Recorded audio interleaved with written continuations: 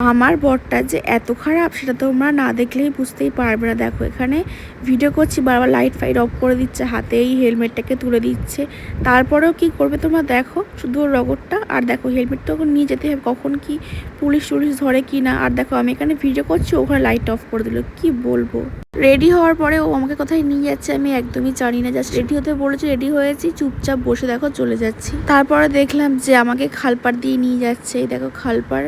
তারপরে দেখো চাম্পাটিতে চলে এসেছে। চাম্পাটির এই দোকানটা থেকে আমরা কিন্তু মোমো খাই সবসময়, আমার ভীষণ ভালো লাগে। সেই নাইপের মধ্যে থেকে মানে মাদারহাট থেকে চাম্পাটিতে আসি মোমো খেতে। আমার মতো পাগল হয়তো আর কেউ নেই। আর এই দেখো বরের ভালোবাসা, আমাকে এক পিস কিন্তু প্রত্যেকবারই তুলে দেয়। বাবা মায়ের পরে হয়তো জীবন সঙ্গী এমন হয়, তাই না বলো। তারপরে দেখো আমি বলেছিলাম ছোলা মাখা খাবো, যেখানে দাঁড়িয়ে পড়তে বলি সেখানে দাঁড়িয়ে পড়ে এই যে এমন করে দেখো স্ক্যান করে দেয়। তো মোমোটা খাওয়ার পরে দেখো এই ছোলা মাখাটা খেতে খেতে এখন যাবো বাড়িতে। তো ছোলা মাখাই যেখানে থেকে নেওয়া হয়ে গেছে। আর চাম্পাটি স্টেশনের পাশেই দেখো এই কলা বের হওয়া ছোলা আমার ভীষণ ভালো লাগে, কেন আমি জানি না। তারপরে দেখো সব মানুষ কিন্তু ব্যস্ততার মধ্যে বাড়ি যাচ্ছে। এই দেখো এক রাশ ফুল, কি যে ভালো লাগে না কি বলবো। তারপরে দেখো চাঁদ দেখতে দেখতে বাড়ি চলে যাচ্ছে। আর ছোটবেলায় সবসময় ভাবতাম হয়তো চাঁদটাও আমাদের সঙ্গে বাড়িতেই যাচ্ছে। তারপর বড় হয়ে ভাবলাম যে না, আমরা হচ্ছে ওরকম ভাবি কিন্তু চাঁদের জায়গায় স্থির থাকে। তো সো গাইস, আজকের মিনি ব্লগটা কেমন লাগলো অবশ্যই কিন্তু কমেন্ট করে জানিও। টাটা।